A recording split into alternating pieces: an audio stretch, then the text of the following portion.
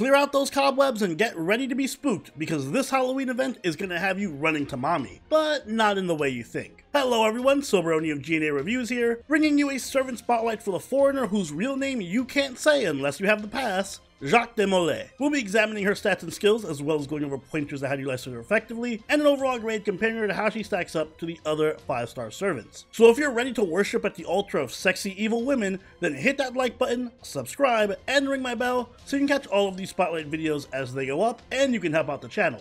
And now, onto Jacques' stats. Jacques has a max HP of 16,143 and a max attack of 10,868. She has the highest HP stat of any foreigner in the game, but also the second lowest attack stat in her class. That trend holds true even outside of the foreigner class, where Jacques has one of the highest HP totals of any SSR servant, but very below average attack. When it comes to her command cards, Jacques has 5 hits on her quick card, 3 hits on her arts, 4 hits on her buster, and 5 hits on her extra card. She has an NP gain rate of 0.78% and a star rate of 14.7%. Despite only having 1 arts card, both her NP gain and star generating are strong due to her high hit counts and her good rates. Jacques' stat spread is more defensive and utility focused with very little investment in offense, which is more common for supports rather than attackers. Taking a look at her skills, Jacques' first skill is Veiling of Depravity rank A. This skill increases the party's attack for 3 turns between 10 and 20%. It also increases the party's crit damage for 3 turns between 20 and 30%, and charges the party's NP gauge between 10 and 20%, all of these effects depending on level. In addition, it will grant the evil alignment trait to all members of the party except herself. Her second skill is Shroud of Turin Fake rank B. This skill grants invincibility to herself for 1 turn, charges her NP gauge between 20 and 30% depending on level, and it grants invincibility for 1 hit to all evil alignment allies. And finally, Jacques' last skill is Innocent Monster rank A. This skill generates between 5 to 10 crit stars every turn for 3 turns, increases her quick card effectiveness between 10 and 20%, and increases her damage against cursed enemies for 3 turns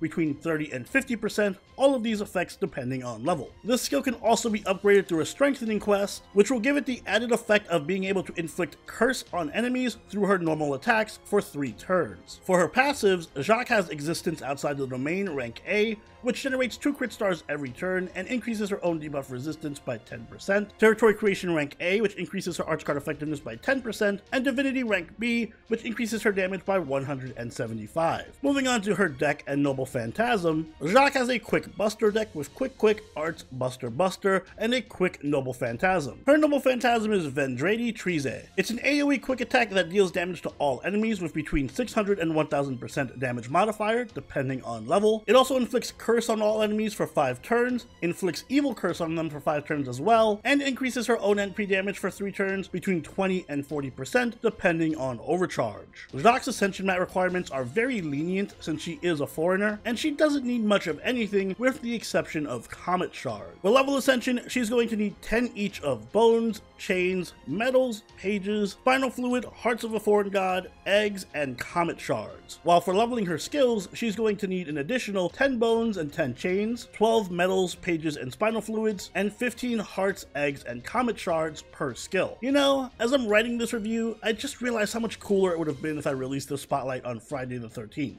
Damn accelerated schedule. But alas, we're here now, so let's talk Jacques. Jacques' stat spread is very polarizing, because from a defensive utility standpoint, she has excellent stats. Insane HP, good star generating, and excellent NP gain. If she were a support, this would be amazing, but she isn't. At least not fully. So her one lacking stat, attack, being so abysmal absolutely hurts her. On the bright side though, Jacques does have ways of making up for that lack of power through her skills. Her first skill, Veiling of Depravity, is a very strong form of charisma that not only gives the entire party the standard 20% attack buff, but also gives a 30% buff to crit damage, 20% NP charge, and even changes your ally's alignment to evil for 3 turns. There's a lot to love about this skill, and it basically forms the crux of Jacques' off-support role. The attack buff is nice for both herself and the party, especially since it stacks so well with her many other buffs. The crit damage up is also heavily utilized thanks to Jacques' strong star generating, which guarantees guarantees that the party will be critting a lot more often, but the best of all is that party-wide NP charge, because it's just universally helpful. It helps offensive servants get their damaging NPs off easier, it helps Jacques with her looping, and it helps recycle support Noble Phantasms to keep their buffs active. Changing the party's alignment to evil is much more niche in terms of usefulness, but it does have its applications. One of which is through Jacques' second skill, Shroud of Turin. This is Jacques' primary defensive skill, which grants her 1 turn of invincibility, grants all evil-aligned allies 1 hit of invincibility, and charges her NP gauge by 30%. As you can guess, this has extreme synergy with her first skill. By turning all of her allies evil via her charisma, she can then grant them invincibility with Shroud of Turin, effectively giving her a party-wide invincibility on a skill, which is very, very strong. For that reason, you're going to want to make sure that you use her charisma first before activating the skill whenever possible. But Shroud of Turin also comes with an NP battery that, when combined with her first skill, gives Jacques a full-on 50% NP charge. An incredibly strong NP battery that makes Jacques much more effective and viable for quick looping with Skadi. And finally, Jacques' biggest power spike comes from her last skill, Innocent Monster. This skill generates crit stars every turn, increases Jacques' quick card effectiveness by 20%, increases her damage against cursed enemies by 50%, and after her strengthening quest, it'll even gain the additional effect of inflicting curse on enemies that she hits with her cards. There's a lot going on with this skill, but basically it lets Jacques apply curse onto enemies very easily by just attacking them, and then it provides her with a sizable damage buff against those cursed enemies. Unfortunately, she doesn't gain the ability to apply curse through the skill until her buff, which is still another 2 years away. But even so, Jacques has other ways of applying curse via her Noble Phantasm, and the raw damage that the skill provides, along with the extra crit star generating, make it very strong. For skill priority, level her charisma-like skill first for the better charge and buffs, followed by Shroud of Turin for even more NP charge, and then Innocent Monster last, because despite how good it is, being able to hit that 50% charge threshold is what's most important. For our pen skills, mana loading should be priority, followed by the extra card damage, since that also scales with Jacques' anti-curse buff. Jacques' Noble Phantasm is an AoE quick attack that curses all enemies and applies an NP buff prior to damage. This Noble Phantasm is pretty handy for Skadi farming and for applying curse on enemies so that Jacques can take advantage of her third skill. But one thing to note that really hurts this Noble Phantasm is that the curse doesn't apply before damage, which means that if you have her third skill active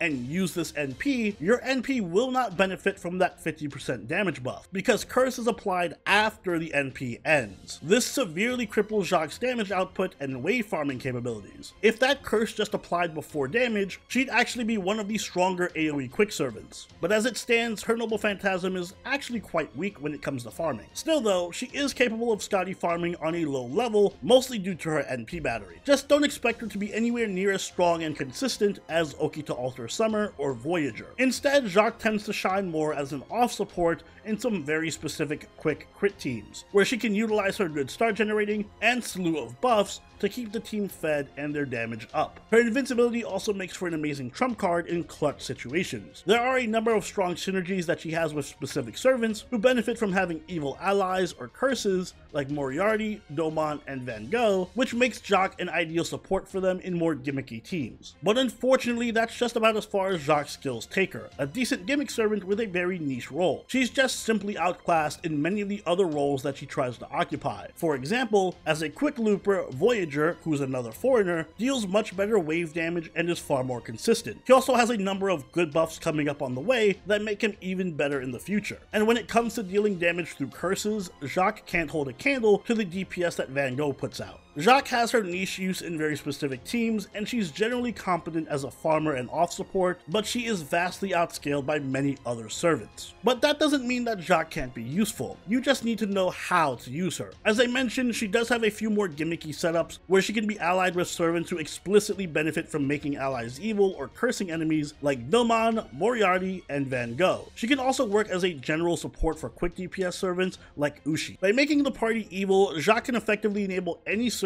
to benefit from additional attack buffs and crit buffs that Domon and Moriarty provide. This can enable some unorthodox and unique combos, like having Okita make use of Domon's buffing, while Van Gogh and Jacques both help the other. Go can apply curses to the enemy party, which drastically increases Jacques' NP damage, and then all of those curses that Jacques' NP applies can be reabsorbed by Go to fuel her NP charge, kind of like a perpetual cycle of cursing. And if you don't have any of those servants, then free-to-play quick DPS servants like Ushi benefit a ton from the variety of buffs that Jacques can offer, as well as her strong star generating. Jacques' bond CE is Amulet from the Depths of the Dark Forest. It increases the party's damage against cursed enemies by 20%. This is surprisingly good if you're using Jacques primarily as a support. But if you actually want to get some damage out of her, then you're going to want CEs that buff her NP and quick damage, like Imaginary Around, Black Grail, and Traces of Christmas. In the future, Fist of Hail can also be useful for that immediate burst of crit stars, along with the additional quick damage. As for command codes, anything that inflicts curse, like Knight of the Abyssal Sanctuary, is excellent on her, just to further set up her bonus damage. Overall, Jacques is a very unique, if slightly underwhelming servant. She has good versatility as an off support,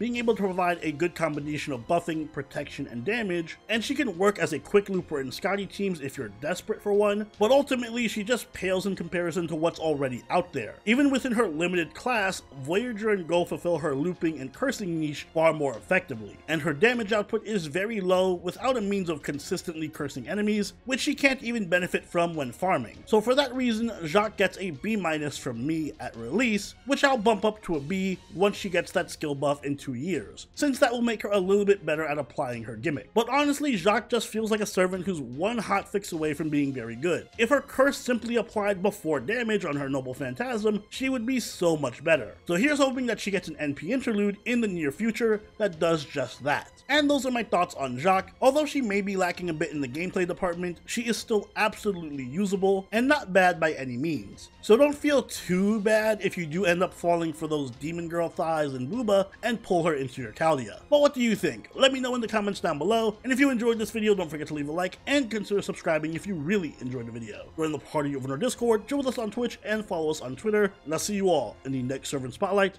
So Brittany out. Later.